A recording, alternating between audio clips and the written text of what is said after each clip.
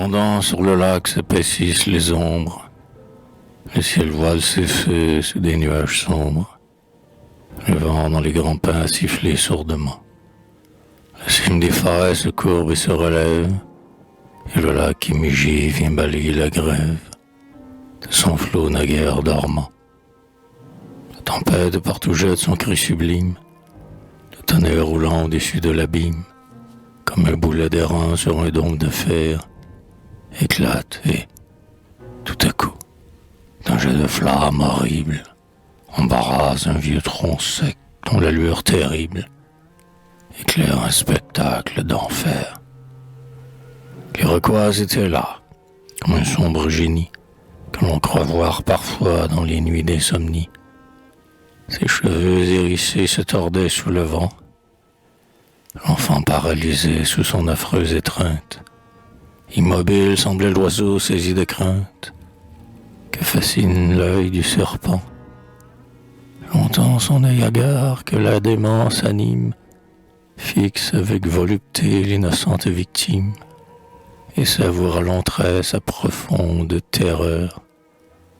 Puis soudain, l'élevant au-dessus de sa tête, pousse un cri, mais en vain.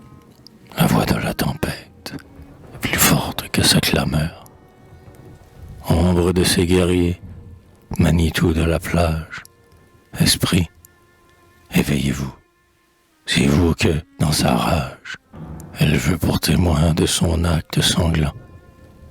Elle veut sous vos yeux finir son existence en vous offrant, au moins, pour dernière vengeance, le sang d'un jeune guerrier blanc.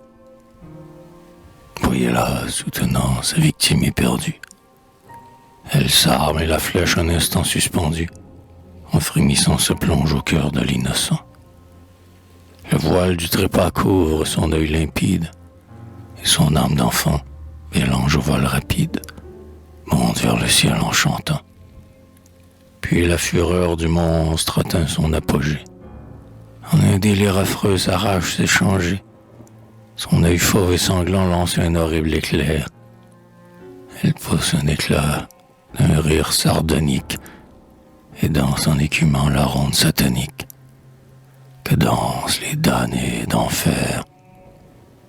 Comme un vent tournoyant au-dessus de l'abîme, l'Iroquois tournait autour de sa victime, aux lueurs du flambeau par la foudre allumée.